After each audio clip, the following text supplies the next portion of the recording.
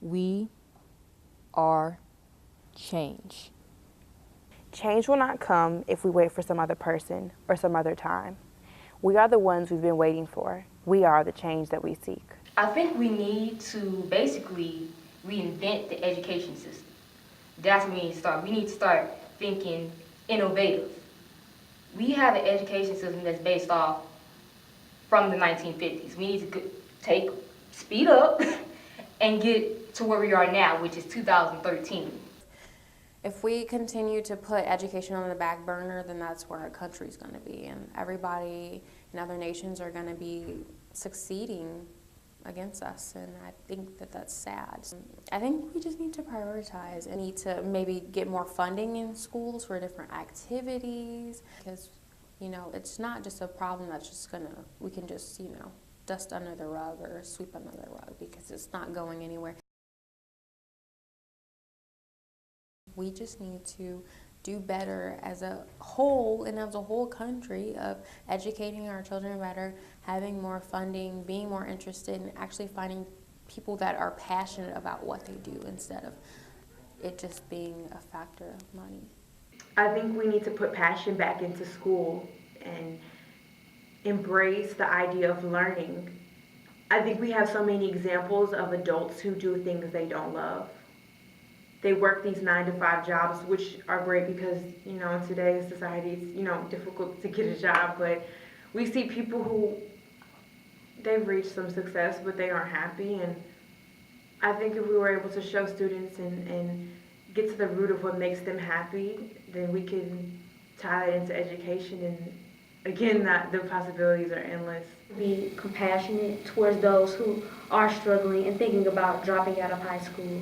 We do need more compassionate teachers in the classroom. If we paid more attention to, helping the students, and having those teachers that are passionate and putting, like I said, the resources in the school. In regards to my experiences, my students a lot of the times don't want to go to school because they feel that they are not supported academically because they do have learning disabilities or learning impairments. And sometimes as a teacher, I'm not given resources to help them out. If you have learning disabilities or your academic career is not up to par and it's not at that standpoint level that you would like it to be at, then you need to be tutored, and that's a solution. We need teachers who are willing to stay after school and help these students learn and get the material and grasp the concepts so that they will ace the test. When you take standardized tests, such as the ACT, the SAT, even if you take pre-tests to take those tests, study for them. Make sure that you understand the material.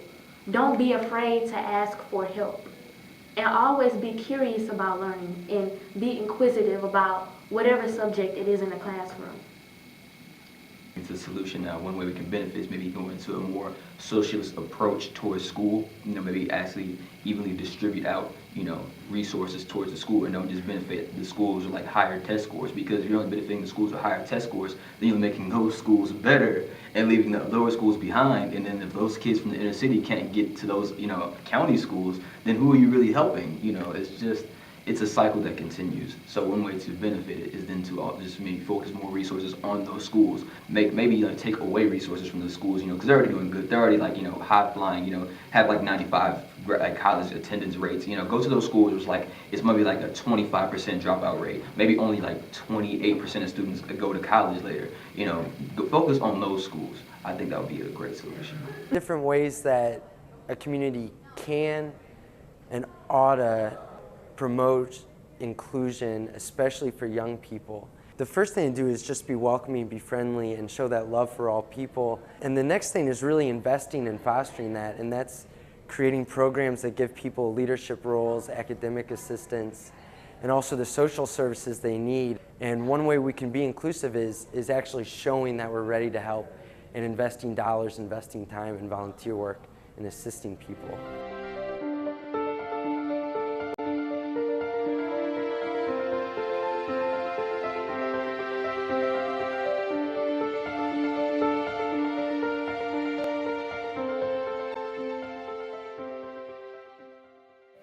There's too many distractions in society nowadays for teenagers.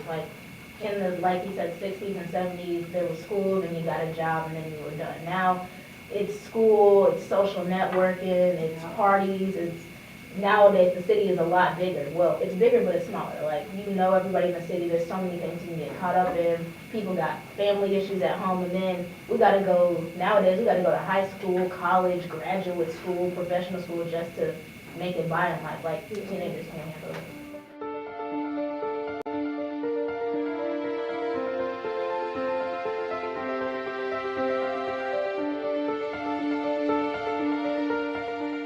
It's so many different things going on, especially your freshman year. Your freshman year, you see jocks, then you see the cheerleaders, and then you want to fit in with somebody. You want to sit at somebody's table, especially on the first day. And then next thing you know, you forget to do your schoolwork.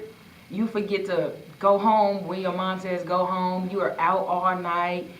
Your sleep schedule messes up because you want to stay on the phone and talk to some new girl or some new boy.